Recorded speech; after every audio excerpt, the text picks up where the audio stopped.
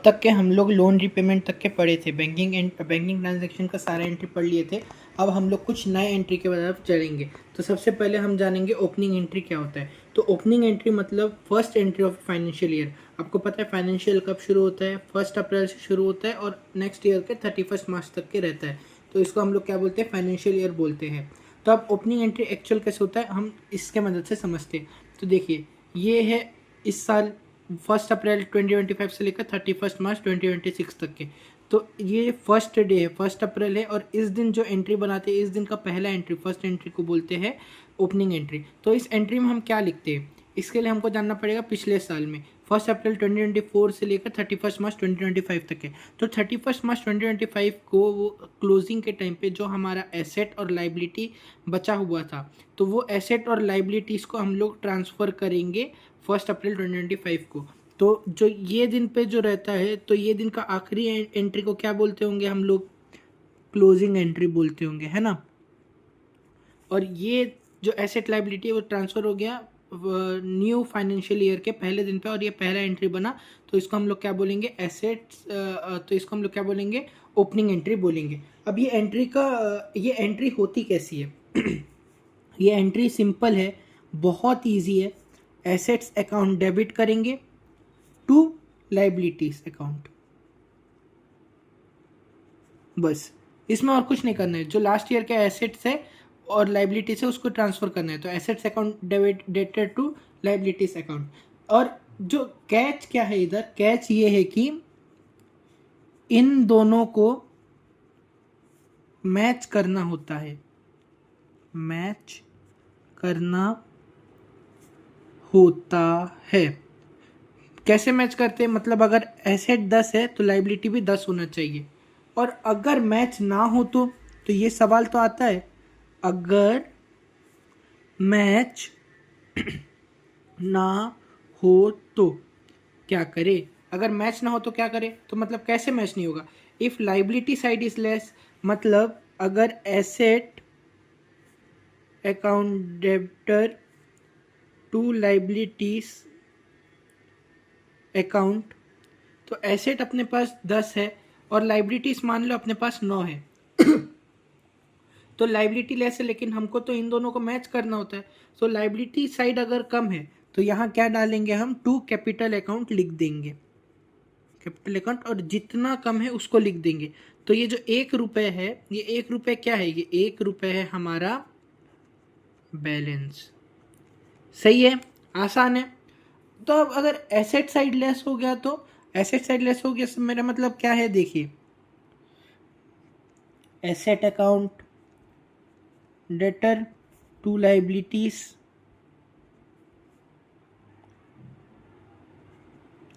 Liabilities 10 है और मान लो एसेट मेरे पास सिर्फ 8 रुपये, 2 रुपये तो कम पड़ रहा है। अब कैपिटल तो क्रेडिट होता है, डेबिट साइड में तो आ नहीं सकता।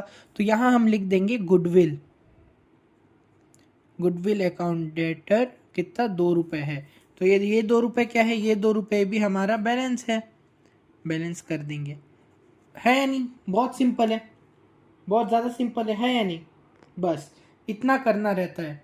इसको डायग्राम बना लीजिए और इसका स्क्रीनशॉट भी एक बार ले लीजिए, और पूरा नोट्स मेंटेन करते चलिए आप सब लोग।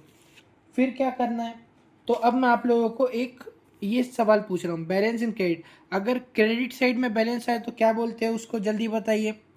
क्रेडिट साइड में बैलेंस आए तो उसको बोलते हैं हम कैपिटल, और डेबिट साइड में बैलेंस आए तो उसको क्या बोलते हैं हम लोग, गुडविल। है या नहीं, आसान है या नहीं, बस वो। तो अब मैं एक क्वेश्चन दे रहा हूँ, वो क्वेश्चन सब लोग लिखे और उसको सॉल्व करेंगे अब हम, ठीक है। तो यहाँ पर मैं एक क्वेश्चन लिख रहा हूँ,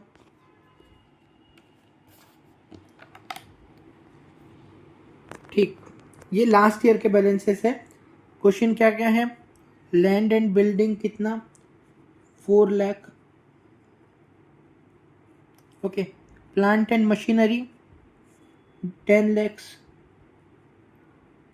स्टॉक 2 lakhs,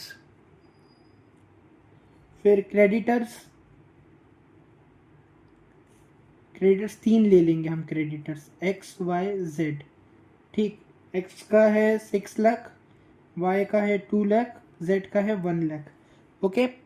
फिर क्या लेंगे, balance payable, bills payable, bills payable कितना ले लेंगे 4 लाख।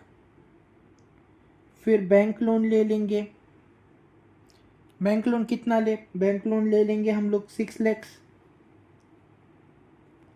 फर्नीचर कितना लेंगे, फर्नीचर ले लेंगे 8 लाख रुपीस।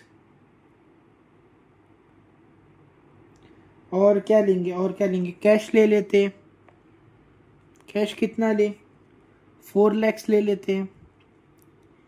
और डेटर्स भी ले लेते हैं, अगर क्रेडिटर्स रखे तो डेटर्स भी लिख लेते हैं। डेटर्स ले लेंगे PQR 1 लाख, 1 लाख और 2 लाख। तो ये क्वेश्चन है, ये क्वेश्चन फटाफट लिख लीजिए और चलिए आप सॉल्व करना शुरू कर दीजिए, मैं भी सॉल्व करता हूँ, ठीक है। तो ये हमारा क्वेश्चन हो गया, सिंपल एंट्री है। कैसे लिखेंगे आप, एसेट्स अकाउंट डेटर, जितने भी एसेट्स है उसको डेबिट साइड में लिख दीजिए, जितने भी लाइबिलिटीज उसको क्रेडिट साइड में लिख दीजिए। दोनों को मैच करने की कोशिश कीजिए। अगर मैच नहीं हो रहा है, लाइबिलिटी साइड लेस हो रहा है तो कैपिटल अकाउंट लगा दीजिए, एसेट साइड लेस हो रहा है तो गुडविल अकाउंट लगा दीजिए। इतना ही करना है, बहुत आसान है, खुद से करने का कोशिश करिए। चलिए तो मैं बता देता हूँ, लैंड एंड बिल्डिंग एसेट है हमारा, ठीक, डेबिट। प्लांट मशीनरी एसेट है, स्टॉक एसेट है। क्रेडिटर्स लाइबिलिटी है। बिल्स पेएबल, बिल्स पेएबल करना है, मतलब हमको देना है, हमको सामने वाले को देना है, तो ये भी लाइबिलिटी है। बैंक लोन, लोन लिए, लोन तो लाइबिलिटी होता है। फर्नीचर एसेट है हमारे लिए, कैश एसेट है हमारे लिए, डेटर्स एसेट है हमारे लिए। बस आसान है, आप करिए, आप लोग करिए और मेरे को बताइए, मैं भी कर रहा हूँ। मैं भी यहाँ आपके सामने सॉल्व कर रहा हूँ।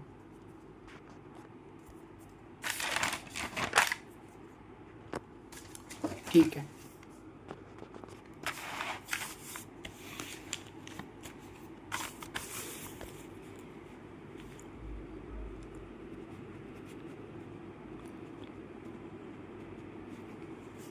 Land and building account debit, plant and machinery debit,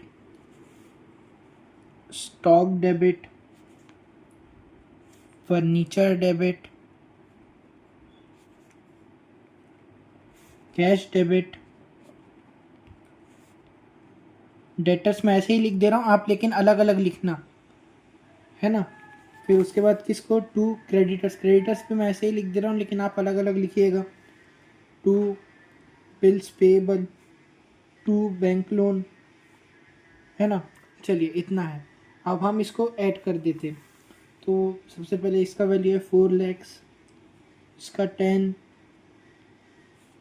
इसका 2, इसका 8, इसका 4 और सारे डेटर्स को ऐड कर देते 1 1 2, मतलब 4 लाख। चलिए इतना आपका सही है। अब क्रेडिटर्स देख लेते, क्रेडिटर्स का इधर सबको ऐड कर देते, 9 लाख हो रहा है, 4 लाख और ये 6 लाख। चलिए अब आप इसको टैली कर दीजिए, इन सबको ऐड करिए, इन सबको ऐड करिए। 4 10 14 15 16, 16 4 20, 20 8 28, 28 29 30 32 लाख। 9 6 15, 15 4 19, 19 लाख है। तो इधर का कम है तो जाहिर सी बात है लाइबिलिटी कम है, तो 2 कैपिटल अकाउंट आएगा, है ना।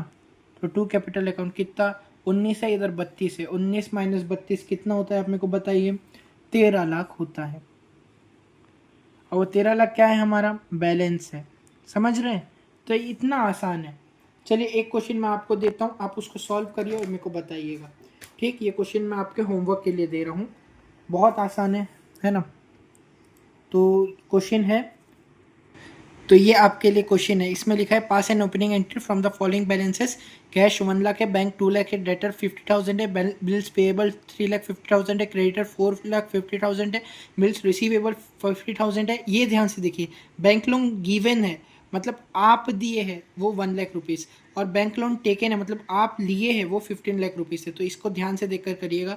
आउटस्टैंडिंग एक्सपेंस हमारे लिए लाइबिलिटी होता है 4 लाख, अनअर्न्ड इनकम मतलब वो भी हमारे लिए लाइबिलिटी होता है, वो है 2 lakh, plant and machinery 3 lakh होता है। तो ये क्वेश्चन आपके लिए होमवर्क है, इसको करिएगा, ठीक है।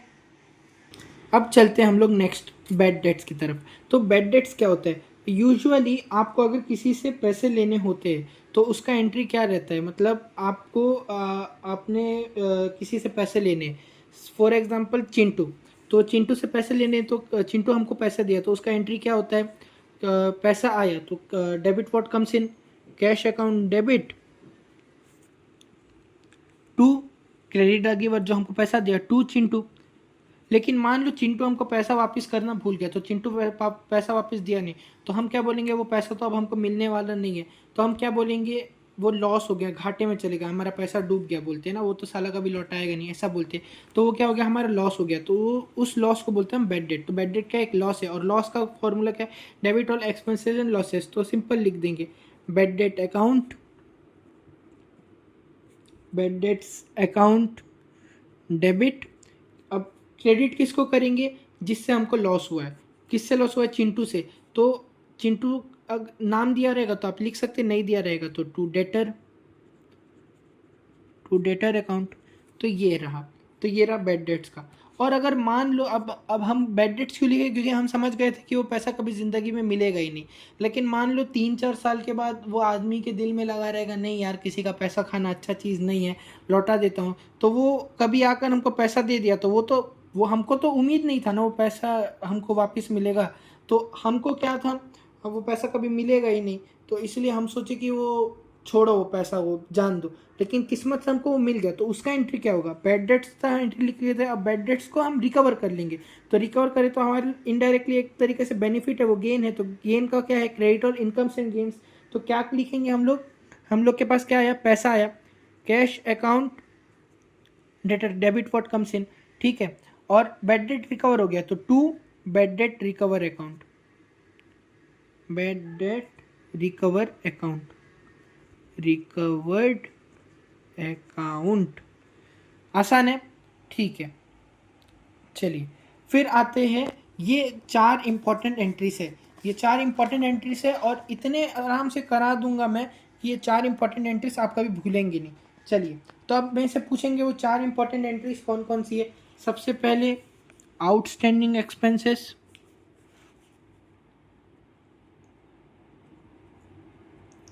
Outstanding expenses, prepaid expenses,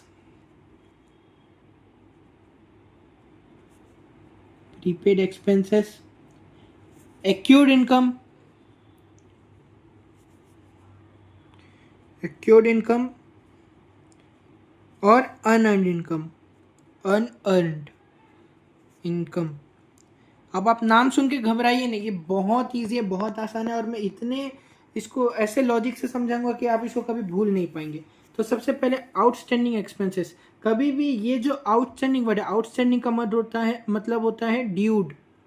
okay, dude मतलब ड्यू डेट, मतलब ड्यू है बट नॉट पेड, मतलब हमारे ऊपर ये खर्चा बना हुआ है पर हमने अब तक इसको पे नहीं किया है। तो ऐसी चीज़ों को क्या बोलते हैं हम, ये ऐसी चीज़ें हमारे लिए क्या होंगी, लाइबिलिटी होंगी, है ना। ऐसी चीज़ें हमारे लिए क्या होंगी, लाइबिलिटी होंगी, जाहिर सी बात है। फिर प्रीपेड एक्सपेंसेस, मतलब वो खर्चे जो हमने पहले से ही कर दिए, प्रीपेड करे मतलब खर्चा किया नहीं है लेकिन उसका पैसा पहले से ही बांध दिया है, तो वो क्या होंगे, प्रीपेड चीज़ें हमारे लिए क्या होंगे, एक्सपेंस मतलब एसेट होंगी हमारे लिए, है ना। तो इसका मतलब क्या होता है, ये पेड इन एडवांस होते हैं। प्रीपेड मतलब क्या होता है, पेड इन एडवांस। और फिर आता है एक्यूर्ड इनकम। एक्यूर्ड का मतलब क्या है, इधर देखिए, एक्यूर्ड का मतलब होता है work done but money not received, money not received.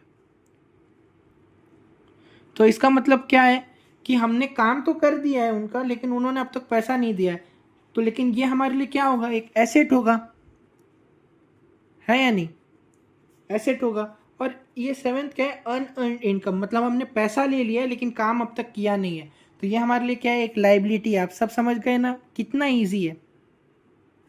Unearned income नाम से ही पता चल रहा है। इसको कैसे लिखेंगे, money received in advance, money received in advance. बहुत आसान है या नहीं।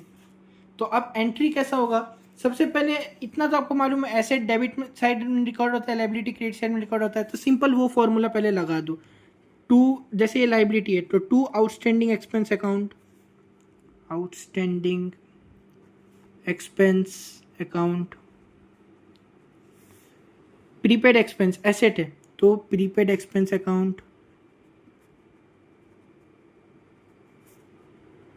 Account debit.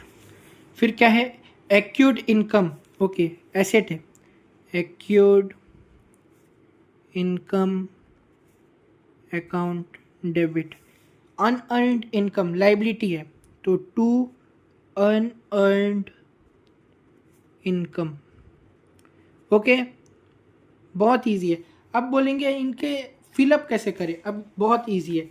तो यहाँ क्या लिखा है, आउटस्टैंडिंग एक्सपेंस, एक्सपेंस है तो इधर भी लिख दो एक्सपेंस, एक्सपेंस मतलब एक्सपेंस का नाम, एक्सपेंस अकाउंट डेबिट, ठीक। अब इधर क्या है, prepaid expense account debit to expense account, जो एक्सपेंस को प्रीपेड करे रहोगे वो एक्सपेंस का नाम लिख देना, है ना। Accrued income account debit to income account, है ना। फिर इधर क्या है, unearned income to unearned income account है ना, तो इनकम अकाउंट डेबिट। कितना इजी है या नहीं, बहुत इजी है अकाउंट्स करना, है या नहीं, बहुत बढ़िया। फिर आता है डेप्रिसिएशन। अब डेप्रिसिएशन मतलब क्या होता है पहले वो समझ लीजिए। मान लीजिए मैंने कार ली है, तो मेरे कार को अगर मैं 10 साल बाद बेचूंगा तो क्या वो 10 साल बाद सेम रेट में बिकेगी, नहीं ना, वो हर साल उसका वैल्यू कम होते रहेगा। तो वो जो वैल्यू कम होता है हर साल, नया मॉडल आने की वजह से या फिर कोई भी रीज़न की वजह से हर साल जो इसका वैल्यू कम होता है, वो वैल्यू कम होने को बोलते हैं डेप्रिसिएशन। तो ये हमारे लिए क्या है, लॉस है। और इसका फॉर्मूला क्या होता है, debit all expenses and losses. तो इसकी एंट्री क्या होंगे आप मेरे को जल्दी बताइए। Depreciation account debit, account debit. तो अब इसमें क्रेडिट साइड में क्या लिखे, डेप्रिसिएशन अकाउंट डेबिट तो कर दिए, क्रेडिट साइड में क्या लिखे, सोचिए सोचिए। जो हमारा आइटम जो डेप्रिसिएट हो रहा है, जैसे कार डेप्रिसिएट हो रही है तो एसेट का नाम लिख दीजिए। तो इसमें क्या लिखेंगे, टू एसेट अकाउंट। कितना इजी है डेप्रिसिएशन का एंट्री, ठीक है। अब इंटरेस्ट ऑन कैपिटल, तो क्या होता है, हम बिजनेस पॉइंट ऑफ व्यू से ही अकाउंटिंग करते हैं ना। तो बिजनेस में क्या है, कैपिटल इन्वेस्ट आता है, ओके ठीक है, कैपिटल को इन्वेस्ट करता है ओनर, इंटरेस्ट इन्वेस्ट करता है। तो ओनर क्या बोलता है कि मैं तुम्हें बिजनेस में कैपिटल इन्वेस्ट किया, मैं बिजनेस से इंटरेस्ट लूंगा। तो बिजनेस ओनर को इंटरेस्ट दे रहा है, तो बिजनेस से तो पैसा जा रहा है, बिजनेस तो खर्चा हो रहा है बिजनेस के लिए, ये बिजनेस के लिए एक एक्सपेंस है। और इसका फॉर्मूला क्या है, debit all expenses and losses. तो इसमें क्या लिखेंगे, interest on capital account debit to, interest on capital पे इंटरेस्ट है ना, तो टू कैपिटल अकाउंट कर देंगे हम, है या नहीं इजी। ड्राइंग्स का आप बताइए। अब ड्राइंग्स क्या है, ड्राइंग्स ओनर करता है, ओनर बिजनेस से पैसा ले रहा है। अब बिजनेस ओनर से पैसा लेता है तो ओनर उसका चार्ज करता है। अब ओनर बिजनेस से पैसा लेगा, बिजनेस चार्ज नहीं करेगा क्या, तो वही है ड्राइंग्स। हमारे लिए क्या है, गेन हो जाएगा, interest on drawings, sorry drawings नहीं, interest on drawings, okay interest on drawings, okay. तो ये हमारे लिए गेन हो जाएगा। तो कैसे लिखेंगे इसका एंट्री, इंटरेस्ट, तो गेन क्या होता है, गेन तो हमारे लिए क्रेडिट साइड में जाएगा ना, credit all incomes and gains. तो यहाँ नीचे लिख देंगे to interest on drawings account. तो अब डेबिट साइड में क्या लिखे हम, इसके डेबिट साइड में क्या लिखे, इधर capital, interest on capital, capital से चार्ज होगा तो इंटरेस्ट ऑन ड्राइंग से ही तो चार्ज होगा। तो ऊपर लिख देंगे drawings account debit, drawings account debit. आसान है। तो इतने आज की आखिरी एंट्री थी और इतना एंट्रीज आप लोग सीख गए होंगे मैं उम्मीद करता हूँ। Thank you.